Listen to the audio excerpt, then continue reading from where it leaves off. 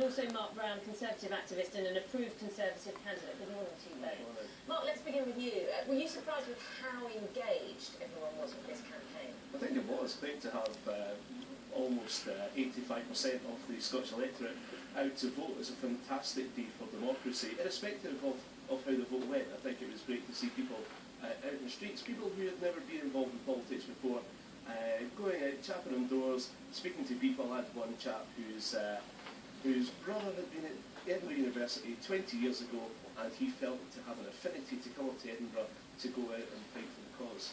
And what do you think drove the engagement, James?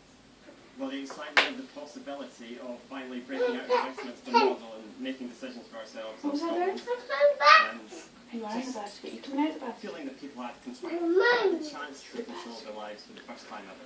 Social media had a big part to play, didn't it? Absolutely. It's been absolutely incredible. And obviously, it's what we say now because people feel that that chance is gone. But I think there's hope that the rest of the Yes campaign can recoalesce and maybe try to follow political powers and try and keep the Westminster honest and keep the promise that they made.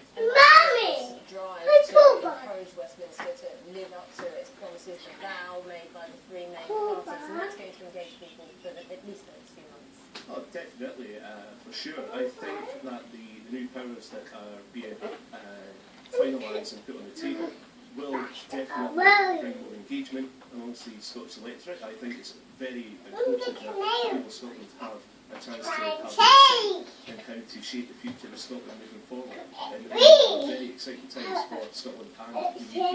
We've had discussions about various ages, various sections of the population have voted, and maybe the older voters leaning towards the 16 and 17-year-olds. It was an unknown quantity. Very much so. I think it's fantastic to hear that the 16 and 17-year-old vote looks like it's here to stay. I think that is very important. I think it's been a fantastic opportunity to allow these young people to, who can do so many other things that affect their lives and their country's lives, to have that chance to go out and vote and exercise their democratic That age group, James, very much connected to social media and the online campaign.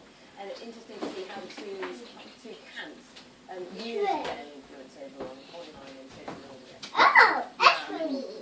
I think the Yes campaign are obviously much more active on social media. It's hard to find in the campaign sometimes. I know. Well, I think there was a sort of Twitter graphic that showed comparison between people who were talking about Yes and talking about No. If you'd seen that, you would have thought the Yes campaign was going to win by a landslide.